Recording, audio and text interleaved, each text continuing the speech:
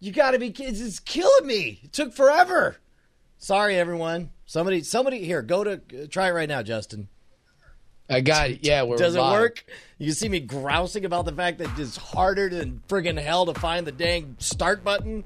Well, you want to know what? I think YouTube's great. You think, okay.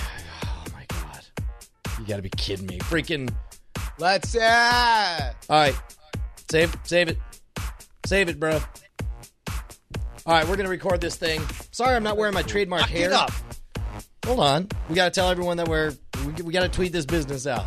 We're live on there. Tweet the crap out of it, man. We're on YouTube Live. That's what we're gonna plant its face on the curb and then just tweet it until we go to prison. All right, here we go. Hello, friends. Me and Brian Brushwood at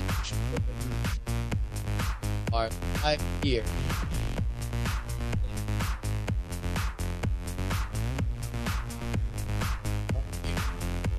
About the state of Israel. What? Hello, JK. Skips.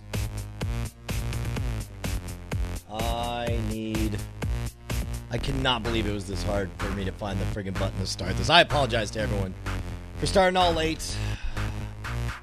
I'm a terrible person. And yes, hopefully we'll see some comments in here now. Yeah, there we go.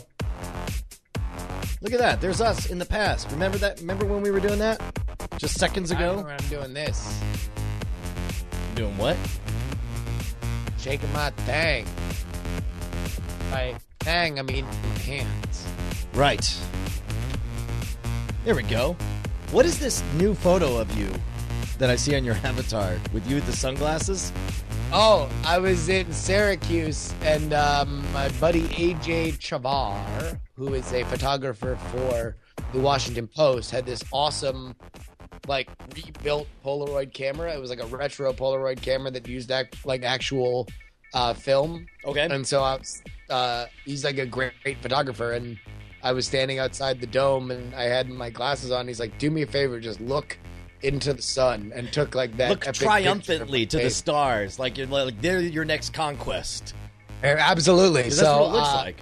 Since my last photo was a still frame from HC the Dance, I figured that I should replace that so people don't think that it's me endorsing that or really excited about that. And replaced it with my photo from AJ Chavar, who's a DO alum and friend of mine. DO being the Daily Orange. DO being the Daily Orange. Here, let's give a little nod to our friends over in the chat room. I'm gonna go ahead and set. Oh hell yeah! Oh hell no! You did not just say that. Maybe what I'll do is I'll move. Yeah, here's what we'll do. For those guys just joining us, some people may... We are going to be watching the YouTube chat, right? The what? The YouTube chat. That's what we'll be watching. Yes, correct. It's the YouTube chat is the one we're going to rock. I forgot to look at how... I might be trying to overstep the quality of the signal that I'm sending out. No, this is about right. It's about 700 kilobits. So it should be a smooth stream. Yeah. I checked my funds and I'm literally $1 short from being able to buy this book. Okay. You can't make $1 more appear in your iTunes account. Well, all right. I mean, like, listen, we're not browbeating people. No, here, I am. but... That's exactly what I'm going to do. I'm okay. going to browbeat Brian's the brow. browbeating you. I hope you have no eyebrows left by the time I'm done browbeating you. No, he's gonna beat you with your eyebrows. You're like, listen, mother effer, you think that you can play with me? Yep. Right in your face. Get ready to have your brows beat to hell. Yeah. Or no, you're gonna get brow beaten. Maybe they don't even come off your face. You just lean in and like you're trying to stare him down, and I actually beat people with my brows. No, I like that. That's good too. I like that as well. Hey, for everyone, number one, thank you very much to whoever it is that passed that along from Ginger Bryan. Ginger Bryan is one of the greatest people. She runs Project Magic, the David Copperfield initiative. Oh, hell yeah. Yeah, no, it's awesome. One person says, got your interactive cookbook. The souffle won't rise. Yeah, good. So we got Excuse some me, friends sir. here. I think you have the wrong book. We're talking about magic today. I don't buy ebooks. I bought yours, probably. Please give me a shout out. Of course, Dark Saphira. You got it. Of course, Ginger Bryant. Of course, we talked about that. We're finally live. I apologize. We're late because it's all my fault. It's this guy right here because I had everything set. The stream was running and it showed, but they hid the little actually go live button. For those of you guys expecting to see me with my trademark hair, sorry, not today. Today I'm Eat a pile of butts. Yep, that's right. And that, of course, is the voice of the editor-in-chief. What a responsible cat he is. Of iTricks, the world's #1 magic news site. One Justin Robert Young. And for those people who don't know what's going on, we're gonna record the Magic Week in Review podcast right now, on which I will be a guest, and during which we're going to talk about a little book. I had to go get the book. You want to talk to nice people while I go get the book to show them? Hi, sure. Well, people, if you're not familiar with the Magic Week in Review podcast, you can head over to iTunes and subscribe to it. But I'm gonna give you fair warning. Me and Brian do a couple of other projects together, namely NSFW show and Weird Things. And if you like that or Brian's other shows like Frame Rate or his appearances on This Week in Tech or Tech News Today, we're not going to be talking about a lot of general stuff. It's going to get real magic heavy. We're going to be talking about names like Michael Amar and, things like, palming and shifting and all sorts of magic-y words and terms. If you're not into that, then this might not be for you. I'll guarantee it's still going to be fun. It's going to be very, very fun. And we're going to be talking about a lot of general stuff because the Scam School book is a beginner's book. But it is going to be, by and large, a magic interview, which is what iTricks is. It's the world's leading magic news blog. And the Magic Week in Review podcast has been around for several years. And we interview the top names in magic, and we have a good time. So, well check done. that Dude, out. You kept that alive the whole time I was gone. It was amazing. Well, you think I was just going to start staring? I figured you'd be good for a few minutes, and then you would go like that. You go fish face, and then it'd be like, oh, Bassmasters, that's a good show. So yeah. Well, Brian, because if there's one thing that you know about me is that I loathe talking. Well, and you're not very good at it. That's what I really wanted to get at. And I'm very poor at the talking. Not very good with the talk. So if you guys didn't catch us before during the summer when we did our beta episodes of Behind the Scam, we're ramping up to a point where we can start doing this more regularly on the night's release. But today we have a special report. Because here it is right here, beautiful people. Hold on, I'm going to turn around. I'm going to turn on one more camera. That's how committed I am to showing you guys this bad boy. There we go. Right here. Dude, Scam School book is out. Teller wrote me. I think What'd he say? Well, he said, I bought your book, so there. Like literally, Good. I think that's the exact email. But it's if you haven't seen it, dude, the book is I don't know if I'm just making this up or not, but I can't think of any magic instruction that is more advanced than the Scam School book. No, and all right, here we're going to talk about that. Don't give away the show. Okay, all right. We're going to talk about it. This is primarily an audio podcast, but for anyone who has not seen the book, I mean, it really looks amazing. It's got audio commentary on here. Hold on, wait, listen to this. But we've never found a place to put it on Scam School. See that? Did you hear that? That was audio. Yeah, it's independent stuff there. Anyway, it looks amazing, and it's only $3.99 right now, which is well. Let's get crazy. the all right. You ready? Let's get it out started right now. If you go to scamschoolbook.com, you're going to be able to get all the links where you can buy them in the format of your choice. Right now, it's on iBooks. It's the number 4 book in the world, or maybe America. Well, probably in the U.S., probably in the world. And also Amazon. It's a top 50 book on Amazon, which, by the way, is like where everybody buys ebooks. It's beating like every other ebook on the planet except for I think 48 others like in the world like that, because that's a global rating there. Like they only have one Amazon. That's amazing, dude.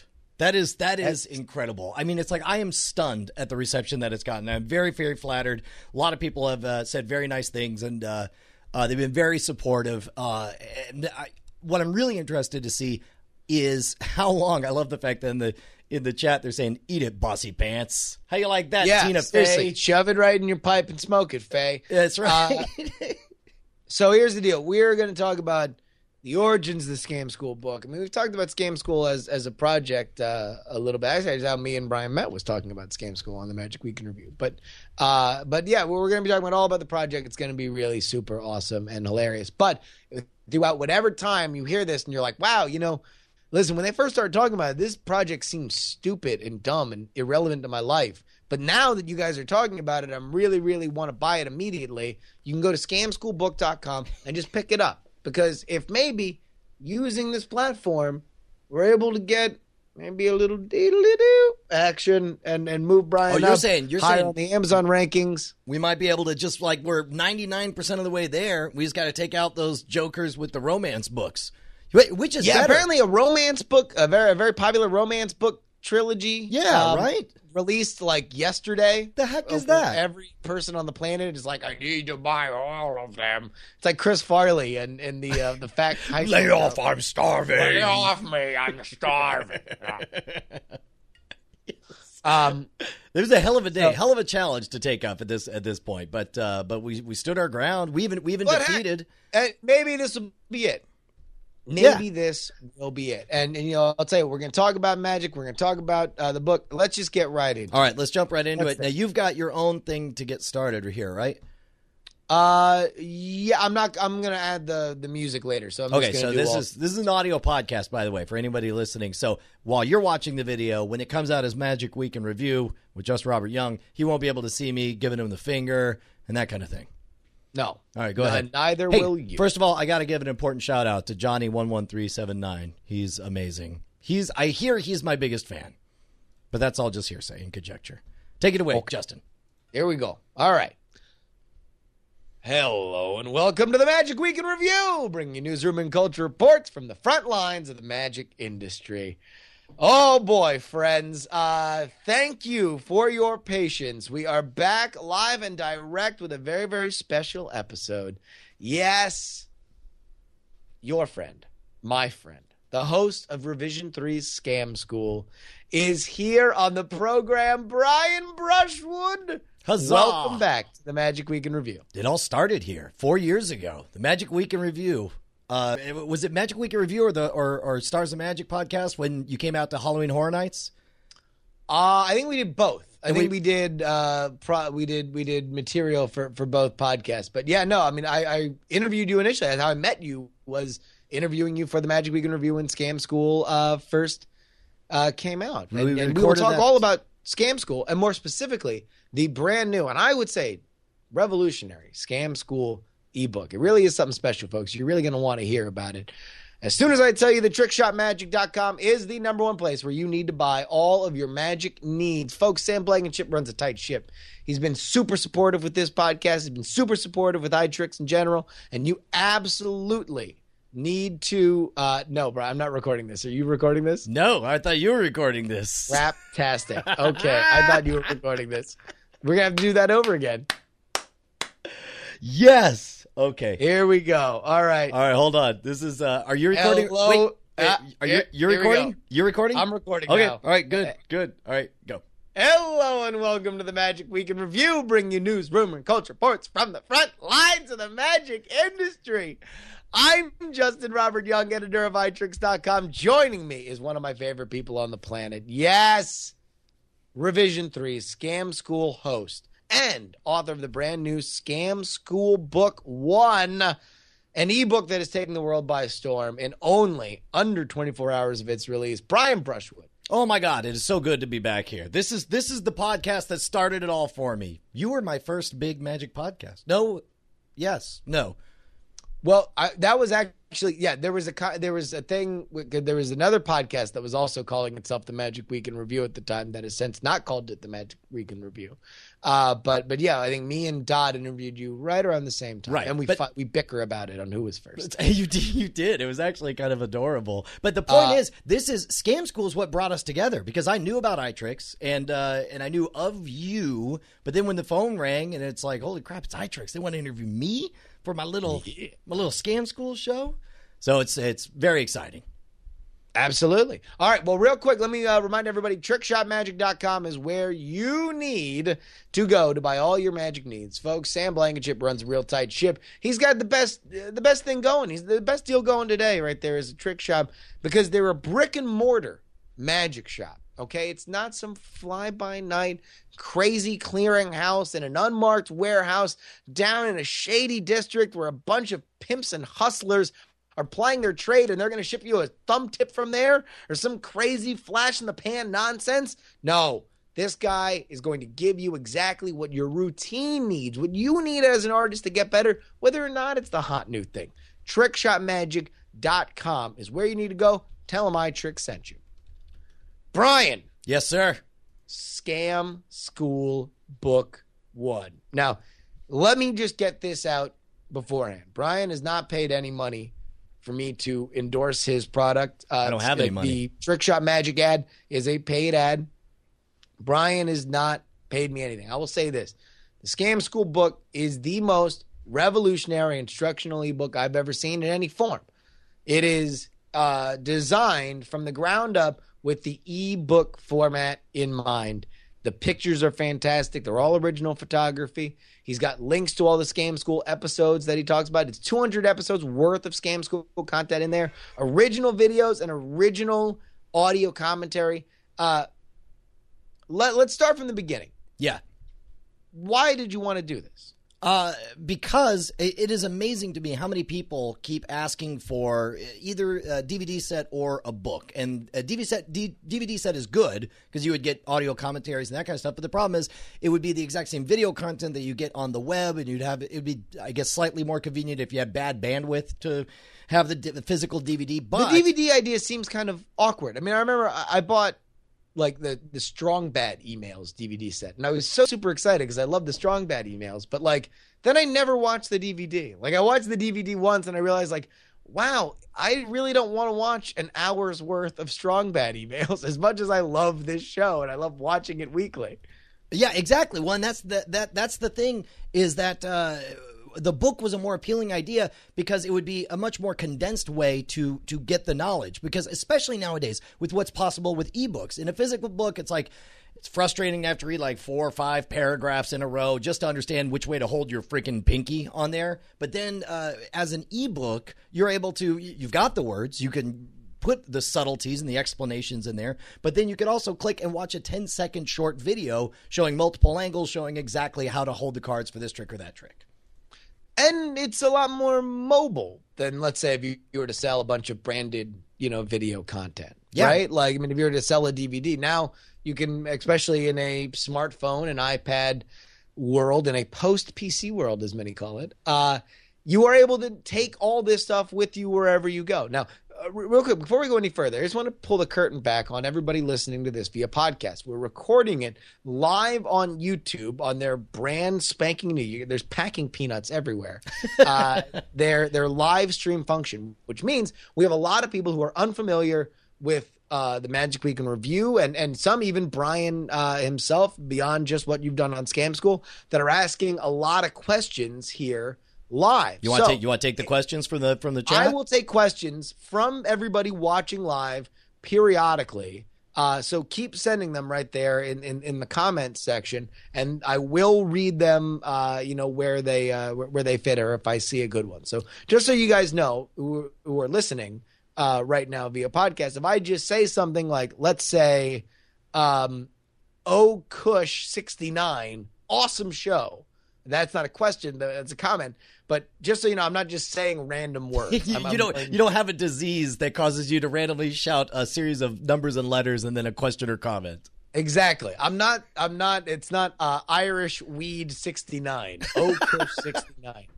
So can I tell you what I honestly think is I don't think many people are buying the book for this purpose, but I suspect this will be the most popular application for the book, is the fact that you can keep it on your smartphone now. Because one of the unique things about Scam School is people really do all these tricks at the bars. And a lot of times people have a hard time thinking like, oh, well, do I know? What are the tricks I know? In the heat of the moment, it's easy to forget. But when you have the book and you could just kind of review and get that answer beforehand, because there's nothing worse than getting halfway through a trick and forgetting the answer to the puzzle or for setting it up incorrectly and looking like a total dumbass. Well, let's dial it back just even further than this project. Now, these kind of frustrations don't just, aren't born out of nowhere. You have, a lifetime of magic instruction before you even do a show like Scam School or become a working professional like you are. Where were your inspirations in terms of magic instruction growing up? Oh, that's a really good question. I certainly, the foreword of the book, it talks about the first time I met Teller and how Teller's essay was so inspirational. And in the decade and a half we've been corresponding by email, he's never failed to respond to an email promptly. And I hear that about Teller for everywhere. And it meant so much for me getting started that as soon as Scam School became popular and as soon as people started sending me emails, you'll notice every single episode of Scam School, we give out my email address. And that's not just smokescreen. That's like I really do read and respond to every single fan mail, every suggestion for the show, because it meant so much to me that when Teller did it that I wanted to pay it forward and do the exact same thing. So, but Teller doesn't do magic instruction. Right. Yeah. If you're talking about the actual, they had their video, the Penn and Teller, was it Cruel Tricks for Dear Friends? Yeah, of course. Yeah. Where they explain stuff, which, by the way, if anybody hasn't, there's a few clips of that on YouTube. I think maybe the entire thing is on YouTube. That is so, it's so awesome to just kind of remember, because as their act has evolved and as Penn and Teller have gotten older, they're still uniquely Penn and Teller, but they're not the Penn and Teller that they were, nor should they be, because they're original act that is, evolved and grown and everything. But it's kind of great to just see that frozen moment in time where, that version of Penn and Teller with the Penn's crazy mullet action and all that stuff. But aside from like that video, when you were younger, like what was the when I got started? When I got started in Magic, just as Michael Amar was launching his Easy to Master Card Miracle series, and it was really revolutionary because just even little things like the super practice sessions where he would explain it, and then it would be just some classical music as they looped the exact move 4 or 5 times at different speeds and different angles. It was very high tech at the time. Of course, this is early '90s, and obviously we've moved well beyond that. And I think that's had just invented cuneiform. That's right. Which is what Amar's book was written in. On VHS cuneiform. It was amazing. But I think that there's always been a relationship between magic and technology, where it's like with each phase of technology, you're able to create new kinds of magic, but you're also able to create new kinds of magic instructional materials, which is another thing that has me very excited with the book. But as far as instructional style, I've worked very hard. And I know, and I suppose a lot of the magicians out there listening know, that there's a number of magic materials out there that are just not practical.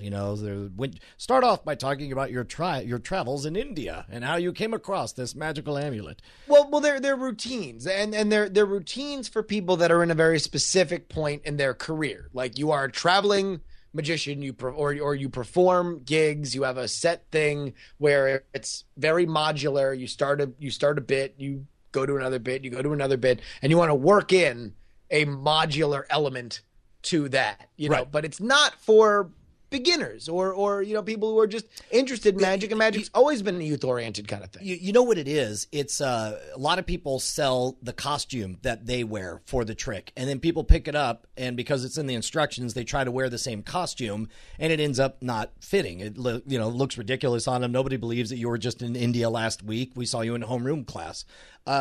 So that's something that from the beginning, I wanted Scam School to be stripped away of that kind of BS. If there is any kind of costuming, it's hopefully just natural personality or speaking off the cuff. I try really hard to never sound like I've got a script or anything like that, and I suspect that's worked out pretty well for the crop of magicians who have grown up on Scam School. And that's another thing that blows my mind. We're 4 years into Scam School now, which means there are some people whose entire understanding of magic is shaped by the over 200 episodes that we have built moving forward. I'll tell you, we have a lot of live viewers right now. I would love to see people in the chat room react if the only thing they've ever seen of magic instruction, learning magic, has been Scam School, because I would suspect that it's quite a bit of people. Yeah, now, I told you I would take questions from the chat room, and I cannot find the name of the person since it's moving fairly fast. But somebody asks, this is right now an ebook. Of course, you can buy it on iBooks or Barnes & Noble or Amazon. You can go to scamschoolbook.com if you want all those options laid out for you like a gorgeous buffet. But people are asking, is there any plan for you to do a hard copy of the book?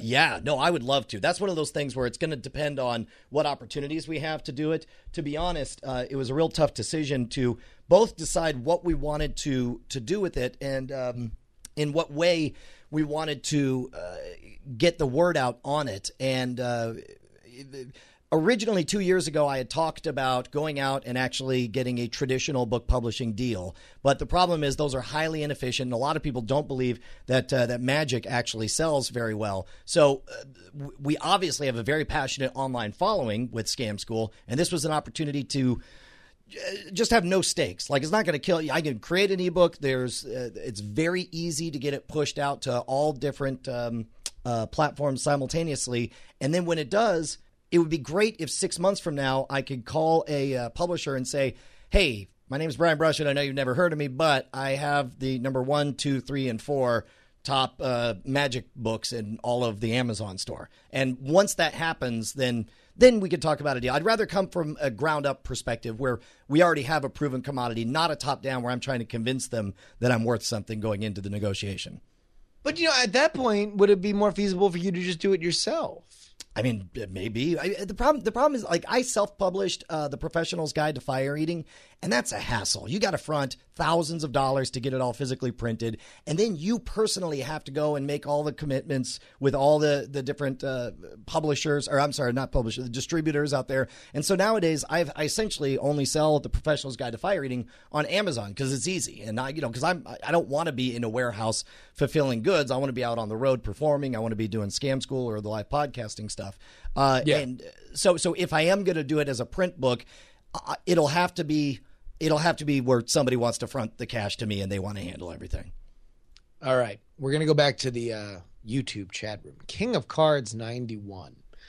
Who did Do you himself. think that there's people in the magic community that feel it's unethical to sell these secrets for so friggin' cheap? Now, there's two parts to this. Number one, I think the more prevalent is, do you think that there's people who think that these secrets should not be out there? Because technically, you really can't bitch about the fact that these secrets are cheap because you've given them away on Scam School for free. So.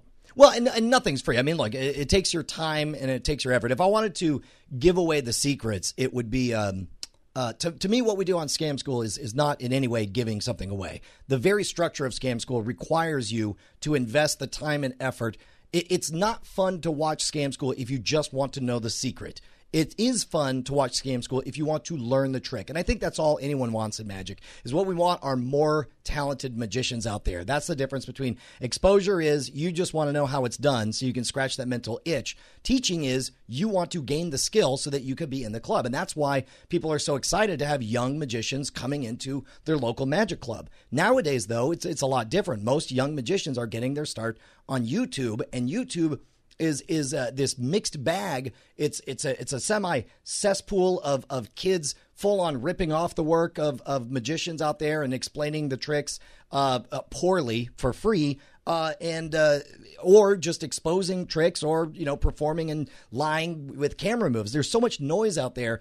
There's one thing I wanted to do with Scam School from the beginning. That was, number one, teach high-quality materials. Number two, always showcase the minds who make these things happen. That's why for everything we have on Scam School, we always, if the originator of the effect is known, we call him up personally, and I invite him to come out on the show or feature his tricks. Obviously, your friend of mine, Andrew Main, Diamond Jim Tyler, Bob Neal, Banachek, so many people have, Michael Amar, so many big names have gotten behind Scam School because I think it's a good ambassador for Magic. I think it teaches respect for the craft and for, and keep in mind also, we're not really a Magic show. Magic is one of the things we cover in the show. We cover street crime, we cover pseudoscience and hustles and scams. It's called Scam School, not Magic School. Absolutely. All right. Now, we have another question. I'll tell you what, the questions keep coming in good from the YouTube channel. It's going to make my job very easy because I don't have to think of anything. Your friends and mine at Theory 11. I assume it's JB, Jonathan Bain, behind the keyboard, asks, Brian, some focus on books. Some focus on books. Some focus, one more time. Some focus on books. We focus on video. This being Theory 11, which is gigantic and successful. Oh, and man, amazing. they're huge. You do both. What are the distinctions you draw between learning Magic by books and by videos? What is unique to either medium? That's a really, really good point. Whenever, and this is just my opinion, at this point I'm just talking out my butt, JB.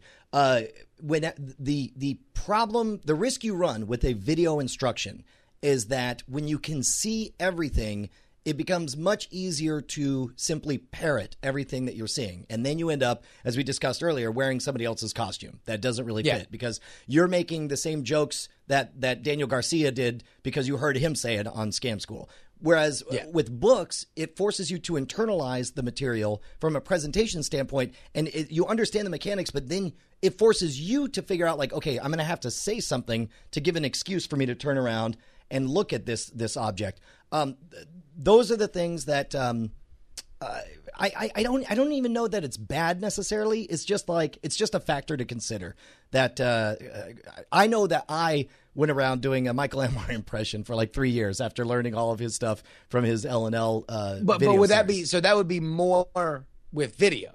Yes. That video, you watch the mannerisms, you hear the jokes, you hear the inflections of the jokes, and now you're talking about, like, and you find yourself that your voice raises, like, well, what you really don't know is... Yes, you find yourself adopting the same sing-song pattern. You're like, not suspect, let alone detect. That there's, it's all just... and I'm sure. Oh my God, that would be an amazing YouTube video if we just did like people like doing the impressions of their heroes. Oh my God, yes, dude, that would be amazing. I would so do a Michael Amar impression, and we'll just do it. We'll have them like side by side of like Michael Amar from the LNL video, and then like without you rewatching it, like you just remembering that routine. That would be awesome. You could probably just do an entire one with just Michael Amar, with just the Easy to Master Card Miracle. I just want to rock that mustache. That's all I want to do. He's a superior human being. All right, so that's what video. I guess that would be almost more of a hurdle with video that you would want to get over is maybe stirring the creativity pot, so you're not looking at this as a blueprint, but rather a spark for your own routine. Right. Yeah. No, I agree. That is a handicap of it, but it's one of those things that I think people will start off copying it because they need that structure just to get started. But hopefully, I'm fond of saying whatever's wrong with your show, it's nothing that 1,000 performances won't fix. And so oftentimes, like, I've spent years thinking that what I was doing was too close to the video that I learned it from. And then I go back 3 years later and look at the original routine. I'm like, holy crap, this is nothing like what I do now. How did I change? Like, you never even notice the change, but you find all these little beats where you inject your own personality in there, and you're no longer relying on the crutch of somebody else's material. I guess I think it was in the Conan commencement speech from 2 years ago. He talked about how you shouldn't be shy about ripping off your heroes, because if you are truly a creative person and you try, like, if you are a creative person and you try to rip somebody off, you are physically incapable of doing it the further you get into it. That, like, David Letterman tried to do his impression of Johnny Carson and wound up being something completely different. And Conan O'Brien did his impression of David Letterman and came off something, completely different. So there's almost this it's like a dual engine sort of thing. Like there's understanding the structure of why you're heroes and the love of why you want to do what they do, but then you can't neglect that other engine, which is the drive to create something that no one's ever seen. See, and I actually, if I had to choose, I'm a much bigger fan of Penn and Teller's take, where in the forward to this book, it's you see an essay that exchanged between Teller and I that really shaped my career.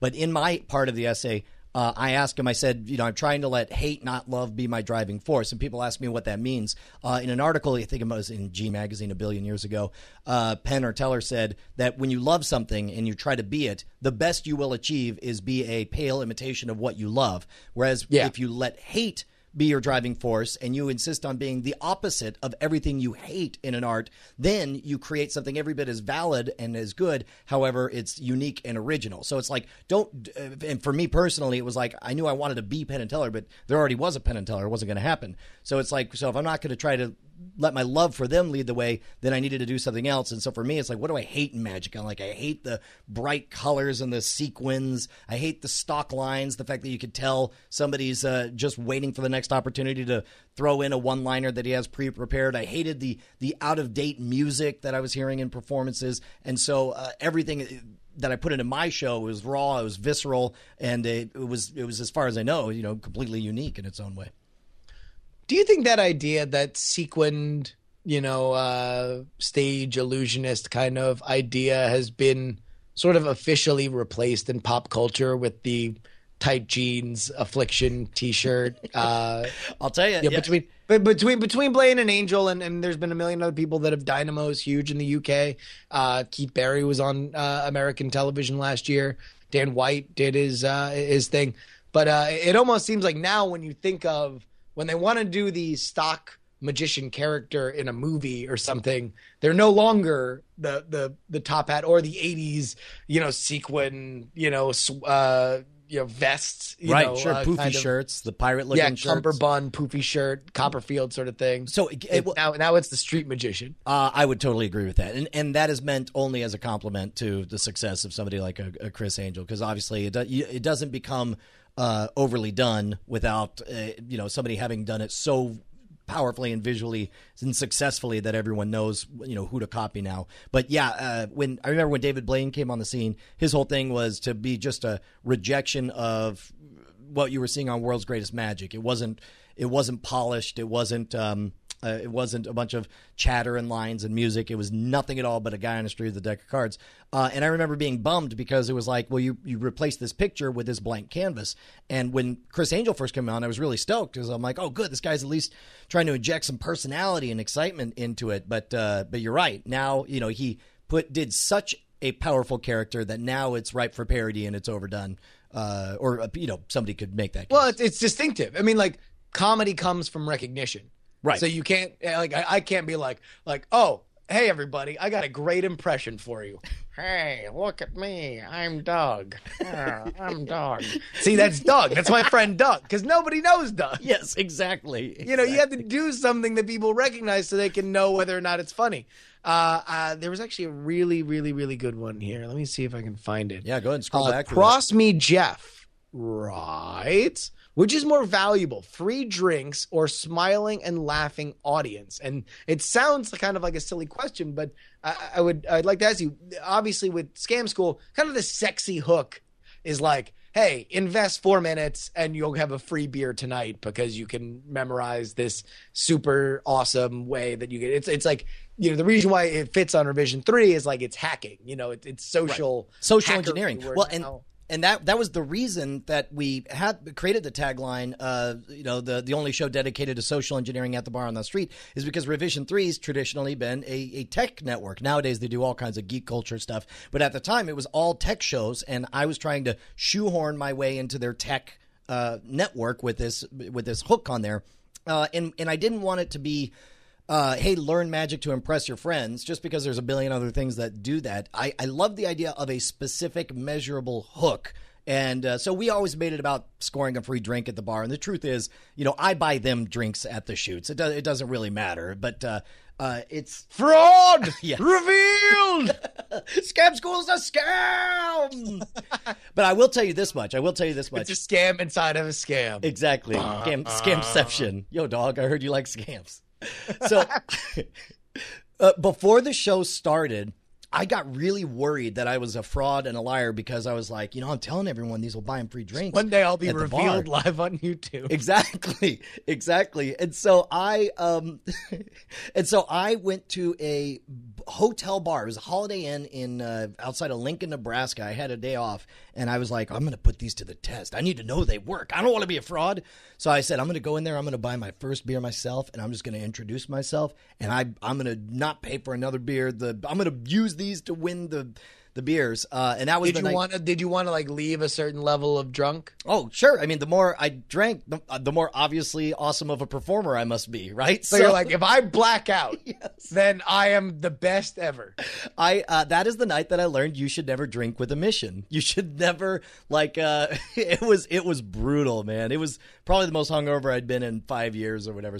But that's a glorious hangover. Oh my God, though. That's a beautiful hangover. You wake up, it feels like success. Like, I'm talented. Exactly. Every time my head pounds, it's the thumping timpani of victory. Yes, that's exactly what it was like. But and at some point, you could tell if you go back and watch the old episodes of Scam School that we've really relaxed as far as like now it's like you'll buy me a drink for X, Y, or Z. And to be honest, it's like as long as you're having a good time putting on the show, people buy you drinks anyway. If you're fun and funny and interesting, you can just turn and be like, hey, why don't you give me a drink? And they're like, sure. And then that's it. You got pay for play. You can keep on performing. But I mean, in your ideal situation, it is, and that's why I wanted to ask you this, because the free drink obviously is awesome. Nobody will turn down a free drink, and even if you don't drink alcohol, if you drink on principle, right? Someone's like, hey, would you like a Coke? And you would like a Coke, then you'd be like, yes, please give it to me. Absolutely. No one's gonna say no. But I think far more, and the reason why a lot of people get into magic is because they want an icebreaker, and not only for talking to people of the opposite sex or the same sex, if that's what you're into, but also just for friendship, companionship, that people kind of justify, especially in magic. Listen, Brian, put on your seatbelt. I'm going to break something down to you. Wait. A lot of people who get into magic are fairly isolationist and not great in terms of dealing with people socially. Are you saying that a lot of people hit the puberty and suddenly feel socially awkward and want some structural way in order to introduce themselves and have an interaction? I'm just saying, here's a sentence never said. Man, I keep having sex with every girl I've ever met. Now I should learn some magic. Yeah, you got Humanity your relationship has gone by, there. and until I uttered those words, it had never been said in human history. Yes. But Scam School is great for those elements, for those icebreaker elements. If you're, with a bunch of people at a study group or something like that, and you're just, you're bored or whatever, and you're the quiet kid in class, you can pull out this one thing, and now all of a sudden it's a great way to keep talking. And that's so much more. You know what else it is? It even goes beyond that, because if you have that in your back pocket, if you know at any time you can bust out this trick, it gives you immediate confidence to where you can start interacting. It makes everything else better. All of a sudden, you start talking like a badass because you know that if you need to, you can rely on this to be more interesting. And then you never even end up pulling the trick out because you're too busy having a good time and making jokes and talking about other stuff. It's that it can be a crutch for some people. There are people I know who just are incapable of having a social interaction at a party without pulling out the tricks, and it's to an annoying point. And they're constantly fidgeting with cards in front of people, just inwardly begging them. They're like, somebody noticed this awesome card stuff I'm doing. Please ask me if I know any tricks. But it's you don't need that. You can go beyond that, and I think that's something that we hopefully make clear in Scam School. It's interesting because a lot of magic is, like you said, it's selling the costume. It's selling the illusion of, hey, look at this awesome, Danny Garcia effect. Sure. You can inhabit the skin of Danny Garcia. And this is in Scam School's great because I'm sure that there are a lot of people who are like, well, I would like to be Brian Brushwood, roaming around the country, scamming free drinks hither and non. But it's easy and simple, and it does create a good social bond.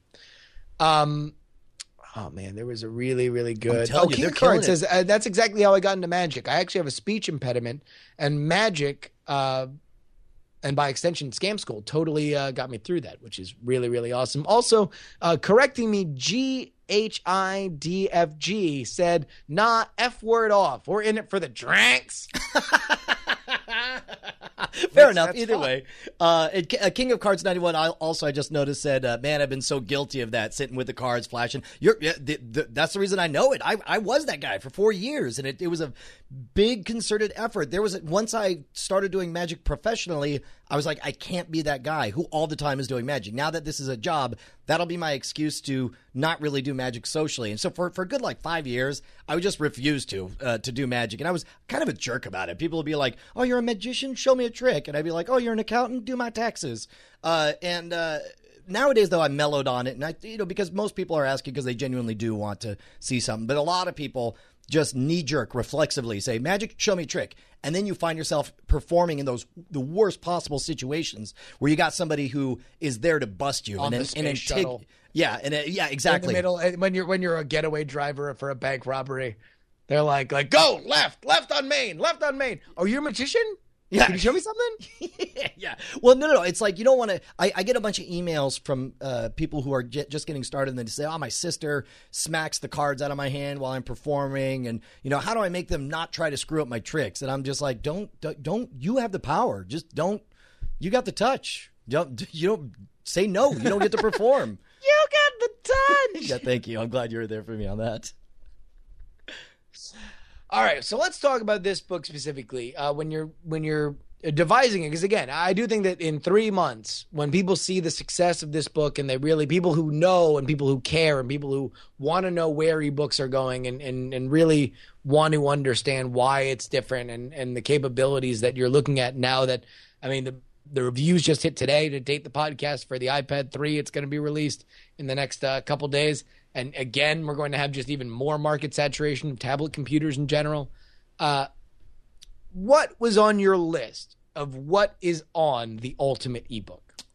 Number one, links to all of the Scam School episodes. So that's one of the first things that we made sure to do is every single chapter you'll see has in there a link that says watch full episode, and that'll pop you straight to the actual full episode, which I like that a lot because you can read the words and understand it. You can listen to the audio commentary and get the behind the scenes on it. You can see the video and understand the mechanics of it. But then you're like, but socially, what do you say to start setting this up? And because Scam School, every episode we really do grab random people from the bar. They're not preset. We don't have actors or anything like that.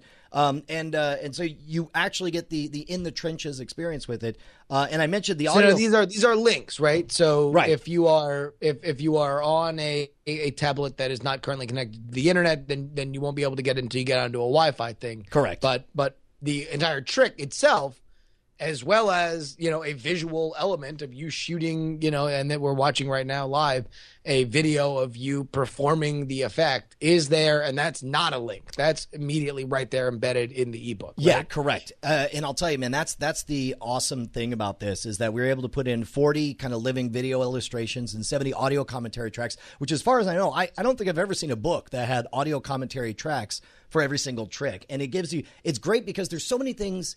When I wrote The Professional's Guide to Fire Eating, I found myself every time I finished one chapter or section just wanting to say more about it, but there not being any place appropriate to stick it in because it's like at some point you start putting too much thought into too many of the different aspects of it.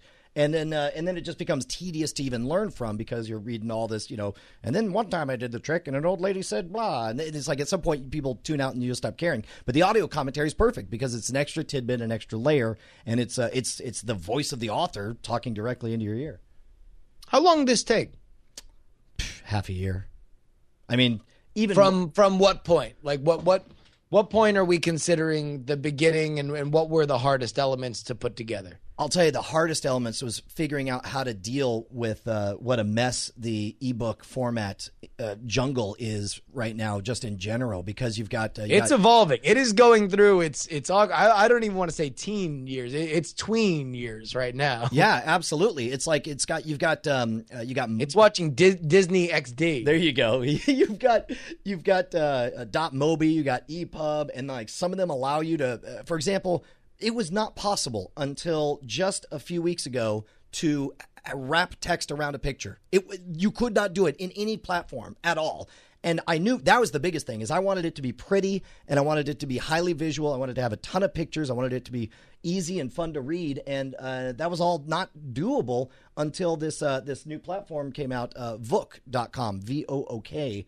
And they had a beta test program and they said, hey, what we want to do is take a few beta testers to try this stuff out.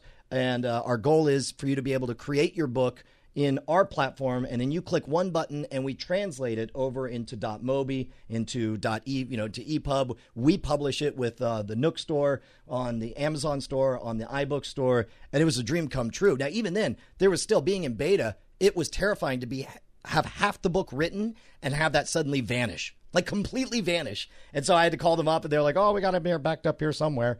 And once we got it done, though, I mean, it's amazing what it's made possible. And now that we've solved all of these problems and we've solved all these questions, we have a simple way, a template for the next book. And we already have the content already sketched out for the next 2 books. But now it's just a matter of putting it all together. It's going to be tedious and labor intensive. But I honestly think not only is this going to be the most advanced magic guide out there, but it's also going to be one of the most comprehensive, because by the time that 3rd book comes out, you're going to be creeping up on almost 300 tricks and a back catalog of 300 episodes of Scam School to pull from.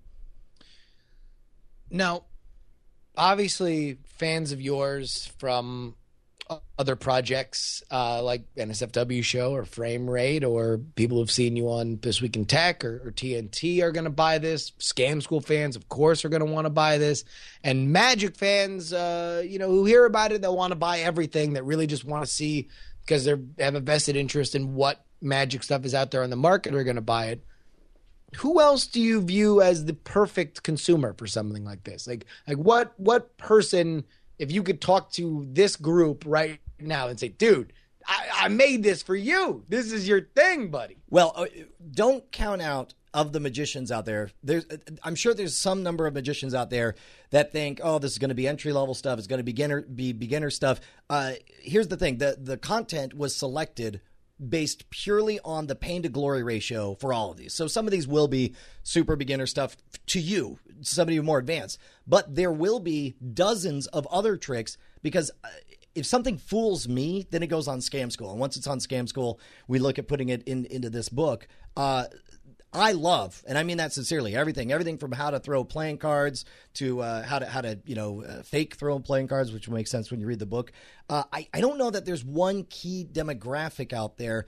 I would love it if the book had a reputation for saying, here is the guide, read this, and you will be interesting at whatever party you go to. And I think that's that is a fair promise to make. If you read these and you learn these tricks, you will be interesting, and it will take a minimum amount. We are guaranteeing at least a 6% uptick in interesting. As measured, accounting for inflation, correct. Yes. Well, of course, I mean, you got to account for the price of gold, but, 6% is a easy basement figure that we're tossing out there.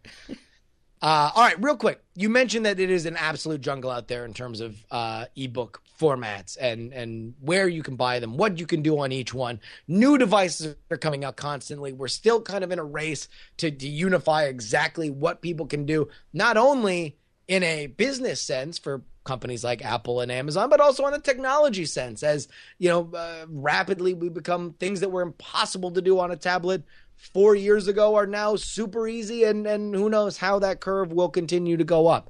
Break down really quickly in the different formats what is the optimal one for people to buy, and what maybe at launch are not, and how that will change going forward. Yeah, well, it's safe to say right now, as of today, next week it may be different, but an iOS device will be the prettiest way to see it, because of that's just for the way it handles it in the iBooks format.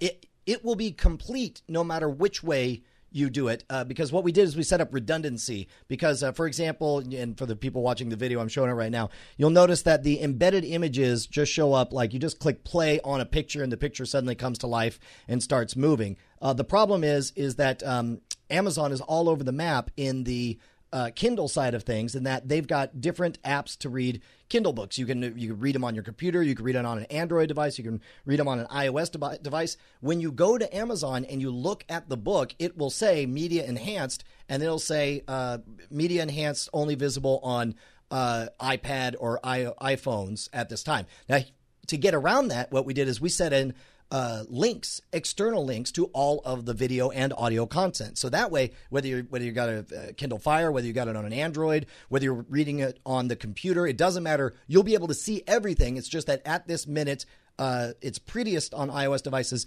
but it could be tomorrow. Amazon could come out with a new Kindle Reader app for Android, and then all of a sudden it appears right there in line as embedded text and audio, the way it does on iOS.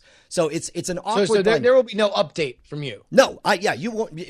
I won't have to do. You will, if you buy the book, you'll have all of the content. You'll just download the new version from Amazon, and then all of a sudden everything will be formatted prettier for you. Yeah. Well, I'll tell you what, folks. By the time I'm going to put this out as soon as we're done recording it. So it will be out probably for people who download it immediately and listen to it while the introductory price is going on. But tell everybody how much it's cost now, how much it's going to cost. God, this is the part that kills me. Like I start to wonder if I'm making a big mistake. By the way, apparently watching live is my assistant and producer, the guy who did all the doodles in the book, John Tilton, just reminded me that on the Barnes & Noble Nook, everything looks beautiful. All the videos and all the audios look. Somebody, since none of us had a Nook, we didn't know until after publishing date. Nice. We asked someone out there, like, if anyone has a Nook, please take a video and show us what it looks like. It looks fantastic on the Nook. But retail price, I'm only going to do $9.99. And for launch day, we're in the middle of an experiment. We've already put in order to bring the price back up to $9.99, but we launched it at only $4.99 with the intention of saying, let's get everybody to try by it the exact same day and see if we can't get to the top of the charts. And as we're talking right now, last time I checked, it was number 3 on the iTunes bookstore out of all books, full stop, and in the top 50 on Amazon, which is very flattering, very exciting. I mean, that's a huge success. Yeah. For a magic book, for a book about magics, that's crazy. Don't oversell The it. last magic book that had this kind of impact was the Necronomicon. I'm going to put that on the dust jacket when we get a physical copy. Better. It's insane. It's crazy to look at this. And $9.99, folks, it's super cheap. 200 tricks are in the book, and again, I cannot only say 80 tricks. 80 tricks. 200 episodes of Scam School. 200 episodes, 80 tricks. Yeah, 200 correct. episodes worth of tricks. Correct. Whatever. You animals. You're going to get your money's worth. There's no way. Yeah, and that's what I'll tell you. That's one of the nice things. Like, as an experiment, we took my little pitch book, 57 Ways to Scam a Free Drink, where it's like basically you get a paragraph on each of the tricks, kind of thing that you would sell in the back of the room sales after the show. And we just wanted to get it up on ebooks. But it's so, the whole thing's like less than 30 pages long. It's almost a pamphlet. So I got a little bit of pushback from a couple of people to be like, I expected more, but you only charged me 99 cents. I'll tell you this much. For less than $10 right now, less than $5, this is no lie, the most advanced magic instructional book created to date. And I'm so proud of it. And I'll stand by that forever. I don't think anyone's going to be upset. Nobody's going to ask for their money back. All right, real quick. Bob Sinclair 007 says, I watch your videos and feel inspired. Do you have someone or something that inspires you? We've covered your magic influences, Brian. Let's go outside of that. What non-magic influence inspires you the most? Oh, my God. That's a really good question. Obviously from within magic. Say that one more time. I get a free sub. Oh, my gosh. You just keep asking these such good questions. You're so handsome. I got to tell you, like, looking outside, I find very weird influences, or I see people doing things and I'm like, how on earth do they do that? And I just want to find a way to get that talent. You and I talked about like somebody like a Rush Limbaugh who has the ability to sit down and have 1 million people listen to him talk to himself alone in a room. That's unreal. How does a person do that? And yes, it's like a bit of a controversial example in today's climate, but certainly the talent is undeniable. Well, no, yeah, look, I'm not saying I want to be Rush Limbaugh. I'm just saying like that of anyone, you can't deny he's got a talent to run his mouth off alone in a room, and that is unreal. And be provocative sometimes to his own detriment, as he had to apologize. Absolutely.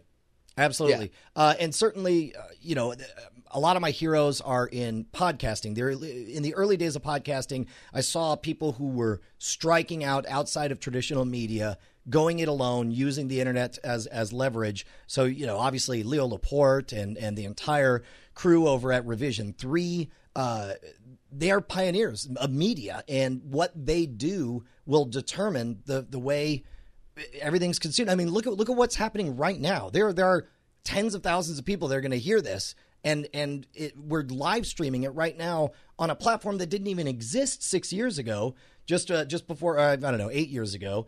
Everything's going to continue to change, and I look for influence. I look to the people who are fearlessly running forward with it. You know what I mean? They're banging against the walls, and sometimes it works, sometimes it doesn't. But I mean, I think it's that belief that of course it's going to happen. Yeah, and it's going to happen because it's happening in my head, and I can see a path. I don't know whether it actually works, but the path makes sense in my head, and I'm going to walk it.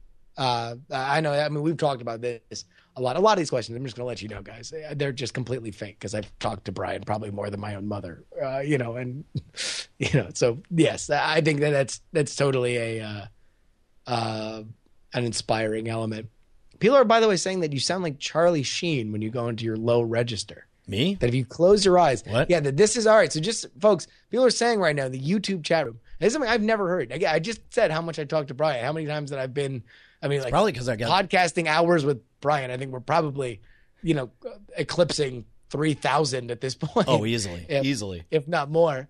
I've never heard anybody say that you sound like Charlie Sheen when you close your eyes. So to just play along at home, kids, in the short time that we have left in this podcast, or maybe go back and listen to it again and listen for the You're Charlie Sheen. Prepared for Scam School. You think you can handle Scam School? You'll die. Thanks, you do kind of sound like it's not bad actually. Yeah, maybe I'll go crazy and ruin my career. All right, Brian. Well, is there anything else about the Scam School book that we haven't touched? I feel like we hit all the basics. No, we hit all the big points. The main thing is understand that these aren't even necessarily the best of all the tricks.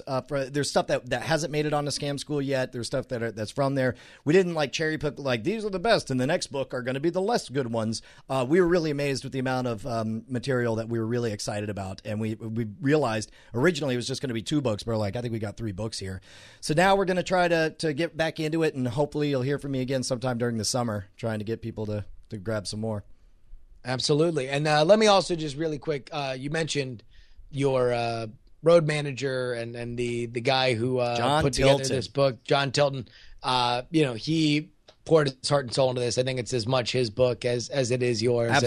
Absolutely. He is the physical drive that made everything happen. He had the ability to, he was, especially in that last week as we were coming up on our hard deadline. I guess that's the only other thing. This was Book had over 600 books created in its beta test program. And at the end, they said, we're going to have a contest. We'll have the best designed book, the best content in a book, and the best overall book. And as we got close to that deadline, we're just rushing. There were entire chapters that just weren't written. And so I was like, let me get it halfway put in there. And we did the best we could. And it was John that really drove us forward then. And much to my delight and surprise, Book named it the best overall book out of the entire beta test program, which was very exciting. He's super talented, and I really think if you like the book, then you owe a thank you to @John Tilton on Twitter, because he poured his heart and soul into all of this. All right, well, I'll tell you what, Brian. Just for those, I know you'd be interested, and for any of those keeping track at home, so far in the YouTube chat room, I've gotten Hispanic and Indian trying to pin down my ambiguous racial makeup. None correct yet. So, or maybe not correct. I don't know. Who knows? It's a mystery. The internet's mystery. What is the race of Justin Robert Young? But there we go. Brian, Scam School book available. Scamschoolbook.com. Where else can either people get information on that or you personally? On the Twitter, just look for Brian Brushwood. You'll see I got I'm pretty heavy into Google Plus these days. I never had a blog, and now I finally have a blog because that's pretty much what Google Plus is. And you want to know what I think? Because I've seen a couple comments in the chat room, and there's something that we can cut this out of the podcast if you want to, but I'm gonna ask you. All right. They when Louis C.K. Did his experiment of putting out his special for as cheap as he did and making it super easy. He said his point was as easy as possible to do it. Just give you his money and or give you the money, and then he will give it to you, copyright, unprotected. It seems like a rite of passage for any of these kind of internet savvy, non-DRM'd projects is the obligatory conversation about piracy, or specifically the personal. You are Jimmy Wales. It is your personal appeal as to the guidelines on piracy. What would you have to say on that? Because I feel like it's almost. But do you agree it's almost part of the ritual now for any of these kind of projects? Okay, yeah, sure. No, we'll go ahead and have that conversation. Like, look, man, this is America, or if you're not in America, it's whatever country you're in. And I don't get to tell you what to do. And if you want to steal my book, I am physically incapable of stopping you. Having said that, if you steal the book, especially since it currently costs less than a single beer, you're an asshole. That's all I'm going to say. And I can think of no better note to end this episode on. Ladies and gentlemen, thank you very much for listening to the Magic Week in Review. Remember to visit trickshotmagic.com for all your magic needs. And Brian Brushwood, one more time, at Schwood, scamschoolbook.com is where you can get all the information for the book. iTricks.com is all you need to know if you want. That's all you needed to say. If you want to get magic news on the internet, news stories every single day. And if you're listening to this, Brian Brushwood has been our guest editor and will be for the next 2 days on iTricks, talking about all sorts of cool stuff. At iTricks on Twitter. If you want to follow me, I'm at Justin R. Young. Bang a gong, folks. Bang that gong. Listen, he commands you. People in the chat room are just showing up. They're like, what? Where's the episode? What's going on? We're recording since the Scam School book is out. Right here. It says scamschoolbook.com. It's only $3.99 on Amazon. It's freaking cheap. It's less than a beer. Literally less than an IPA at your local brew pub. You can get 80 tricks, 70 audio commentary tracks, 40 illustration videos. We're very, very proud of it. So proud that Justin wanted to come on and interview me for the Magic Week in Review over at iTricks. And a lot of people are unaccustomed to showing up. I mustered up my courage to ask you. You did good. I was really, I was proud of you. You didn't shake like a leaf when you asked. It was nice. No. Everyone wants to see leaf my hair. As in like that you disparage your comments against Scandinavians. Leaf Garrett. You weren't anything shaking like a Leaf Garrett. There we go. Blue Ice 542. Thanks, Indian guy. You gained my respect. That's my favorite. This is what happens when I wear a hat all day with my crazy porcupine hair. This has been it's been an insane day. How have you not watched Porcupine Racetrack when you have porcupine hair? You could be the Porcupine Racetrack. I should watch the Porcupine Racetrack. You know what? Since we got here, you could drop off if you want, but I was going to show everyone the newest episode of Scam School. I will watch the newest episode of Scam School, and then I do have to drop off because I want to edit this and get it out on the internet. ASAP. You got it. Here, I'm going to bust this up right here, and I like the way it just auto plays like that. By the way, hands up for anybody who knows what Porcupine Racetrack is. It's because you're cool by me. We'll see. I'm sure they say right in there. We got a bit of a. Brian, you need to shower. That's exactly right. I've been working like crazy. Nice hair. Asian guy give me a shout out. Now it's Asian and Greek. It was Italian and Hispanic. Now it's Asian and Greek. It's amazing. Should we reveal your hidden race? No. This is the new. This is for newbies. This is the maybe new. You're a scroll. Frodo Baggins. This is Frodo. All right, here let's do. Oh yeah, we had Diamond Jim Tyler join us, who wrote the book Bamboozlers, and he's a very funny guy. It's funny because our styles are so different. Like I try really hard. He's awesomely. Number one, he's awesomely super talented, but he also has these pre-written lines that they're all very, very funny. But it's like I'm so allergic to pre-written lines like that I don't use them. So it's interesting to watch the mashup between our two styles here. Take a look. There we go. Boop, boop, boop. This week, we use ESP to read invisible dice. That's two things that don't exist. I was rather proud of that intro. That's good. I like that one. This episode featuring Zero Disintegrations, brought to you by Carbonite. Welcome to a world that rains beer and snows frozen cocktails. Scam School, the only show dedicated to social engineering at the bar and on the street. I'm your host, Brian Rushwood, and this week we have special guest Diamond Jim Tyler back to show you how you can use psychic ESP to control invisible dice in other people's minds. That's right, I just said that sentence. All right, guys, here's the thing. Jim has this one that still I do not understand, and I want him to teach it to you guys so that I can figure the freaking thing out. All right. Go for it. First, we're going to do the effect. Okay, yes, of course. All right. Brought these along with me. I don't know if you've ever seen these before. Those are beautiful. Invisible dice. And John is very impressed. Take the dice, Mike, if you would, and roll them. It's a 6 and 3. No, I'm not believing this. Roll them one more time. Now it's a 3 and a 6. Oh, wow. One more time. What are the odds? It's a 5 and 4. Okay, so they're not loaded. Oh, they're loaded. If you can see them, you are definitely loaded. Somebody's loaded. Now I want you to pick up the dice one more time and roll them this time, but don't call out the numbers. Don't tell us what you rolled. But like visualize what they are, though, right? Visualize the definitely numbers visualize and how you roll them. What the With your numbers are. fingers. Okay. It's not my fingers this time. Now remember both of the numbers, but pull one of the die closer to you.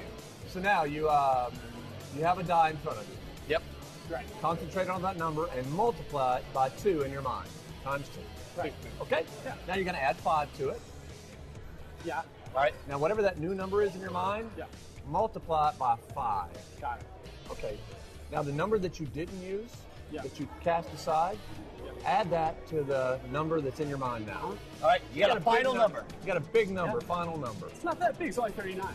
Okay, 39 is your new number. That's right. No way that any of us could have known that. Well, what's interesting to me, not so much that you thought of that number as to what you rolled. You rolled a 1 and a 4? Yeah. But do you know how I knew that? Because it's all math and He's a No, because you left the dice sitting on the table. He's what? You left the dice on the table. Oh, yeah. All right, look, do you guys want to learn how to do this one? Yeah. All right, well, then friggin' toast our sponsors. Look, we're all guys here, except for the ladies who watch Scam School. We're very ladylike guys in a weird kind of way. The point is, we're all lazy. We don't want to have to do our own work. We don't want to have to earn our own beverages. We just want to do tricks and amuse the happy people and drink for free. You know who else supports lazy people?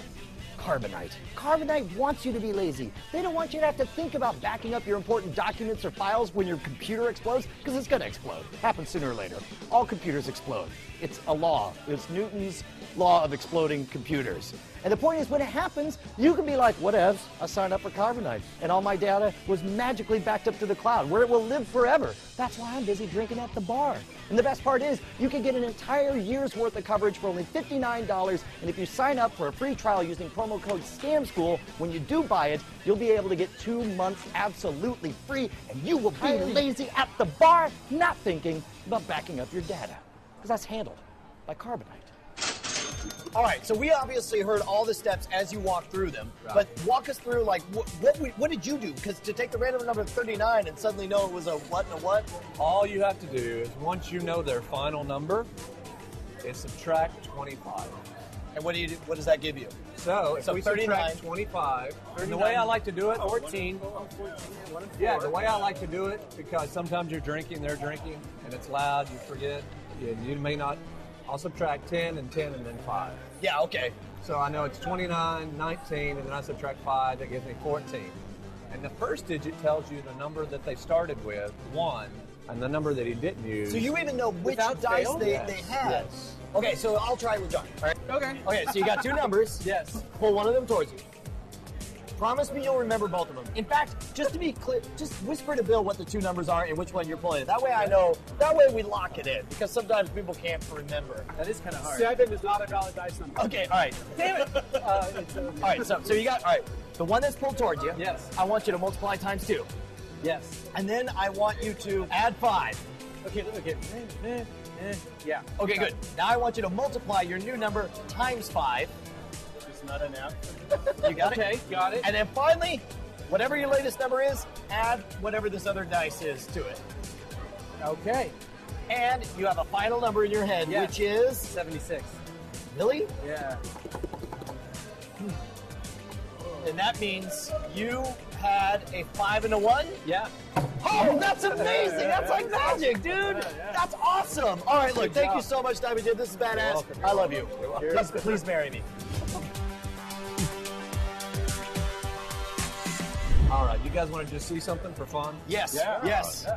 Well, check these out. I have some dice. You can do this with any dice, anytime, anywhere. Going to show you some with dice that most people do not know. And that is that if you add the front numbers to the back numbers on dice, it always equals the same number. He knows. Yeah, it's That's called a the hacker rule of for you. 7. Have you guys ever heard of this? First time. It's one of the ways they check the dice in casinos to see if they're authentic. So if you have 2 dice, 2 times 7 is 14. The backs and the front should always equal 14. So if you have 9 on this side, you're going to have 5 on this side. 9 and 5 is 14, right? That's not magic. That's just the way dice are made. Now, for instance, what's a different way that I can roll a 9 with an ordinary pair of dice? I know. 5 and 4. Wait, that was stole my answer. Yeah. 5 and 4. That's the only Mr. other Know-It-All. way. So yeah, 4 and 5. Now, I want you to fill those, and you see that they're not stickers, it's not magnets. Yeah. You can actually feel the little indentation. Absolutely. That's important. So you got 9 on this side, 5 on this side, 9 and 5 is 14. We 14. established 4 and 5 is another way to roll 9. Here's how I'm going to change this to 4 or 5, and here's how I'm going to do it. I'm going to slide these 2 out of the middle of the 6, so it'll look like a 4. I'm going to place them strategically on the 3 so it looks like a 5. Of course you are. And you'll know I'm really doing what I say I'm doing because I'm going to leave the 3-2 on this side. Okay. Watch. Just like that, I just did it. So now you've got the 4, 5 Son of a bitch, what? on this side, 3-2 on this side. That's amazing. Well, what's amazing, if you shake the dice, they go right back to normal again. Now it gets better. Look, I'll do it again. So you got 2, 3 on this side. You got 5 on this side, 9 on this side. 5 and 9 is 14. 14, yeah. What's another way to roll a 5 with dice? 1 and 4. Very good. He did. So watch, I'll slide these 2 over here. That'll be a 4, and that'll be a 1. And I'll leave the 6-3. Watch. Just like that. That's the magic of halitosis. That's not even. That's not even. And look, even if you rotate the dice like this, that doesn't change what's on the back of the dice, like some people think. Now, you notice the 1 is closest to my wrist. You've all heard the saying in magic that the hand is quicker than the eye. Have you heard that? Sure. It's been proven. That's why there's so many black eyes. Yes. Well, anyway, notice the one closest to my wrist. Watch it. So jump to the end, and that's as fast as I can do it. Dude, get out of town. Give it up for Diamond Jim Tyler, dude. That's amazing. Treat me like any other celebrity. Dude, Diamond Jim's stuff is absolutely amazing. Why don't you check out his book, Bamboozlers, and the downloadable app as well for more stuff just like this. And while we're talking about buying loot, scamschoolbook.com. We're talking over 80 effects, the best parts of Scam School, all rolled up into one volume, over an hour of audio commentary, 40-plus videos, links to all of the episodes. I'm telling you, man, this is the distilled knowledge of Scam School pumped straight into your brain hole. And of course, if you want to suggest your favorite bar scam, write me directly at brian@revision3.com. Hit us up on the forums at scamschool.tv. And next week, you're not going to want to miss it because we're going to have a vote. Does my hair look more like Sonic the Hedgehog, Guile from Street Fighter, or that dude from Trigun with the answer? None of those. I look like an onion. Woo! All right, there we go. It was a fun episode. You know, I'll tell you what, I think that episode is great. Diamond Jim is fantastic, although I do agree with somebody that he's cut from the same human mold. And obviously their magic is very different, but from the same human mold as Lance Burton. Oh, my God. Yeah, absolutely. Even has a similar haircut to Lance Burton. Yes. There's similar energy as well. That. Yeah, absolutely. However, I really do appreciate it. I mean, like, it's a really cool thing that you have this book coming out on Pi Day. You know, that it's a scam school day, a scam school episode. It's a geeky day. You know, Yeah, sure. it's a geeky day, but it's another holiday, right? Yeah, it is. It's steak and an ebook day. Wait, what are you talking We're about? traditionally supposed to get your loved one a steak and an ebook. Yes. Well, Hallmark soft sold it for years, but I figured this is the year we're going to ramp it up. Let this be your ebook on steak and an ebook. Yes, steak day. and an ebook day. All right. Well, look, I guess we'll go ahead and shut everything down. Thanks so much for joining us, Justin. And for those of you guys who enjoyed the live stream, let me know. Send an email over to brian@revision3.com, and I'll let you guys know when we're able to start doing these regularly on every Wednesday night. Oh, also, today's Einstein's birthday. That's direct from John Tilton. It's also Dracula's wedding. Dracula's well, I would. It's also like the anniversary of Al Gore's parole hearing. A lot of people don't know that. When he got parole. You want to know the funniest thing about this is also actual Ted Bundy's bat mitzvah. Wait, wouldn't that just be his birthday? Or today's his actual bat mitzvah, the one time. Actually, I think bat mitzvahs are for girls. It's for girls, yeah, no. But you know that all right, because let you're me Jewish. just say this. If anybody doesn't know who I am or my relationship to Brian, you can also watch or download a fun little show on YouTube called The NSFW Show. If you enjoyed this, you will certainly enjoy that. So check that out, everybody. Or follow me on Twitter. But I probably will just ignore you because I care nothing for your life. Bad, terrible person. All right, thank you so much, guys. I'm going to shut everything down. Shut it down. But here's some attribution as well. This is Broke for Free. Calm the F down. See, I said it. I attributed it. I like to call it the fart song. It's not called that. Fart song now. This is your remix. Fart song. All right, you're going on mute.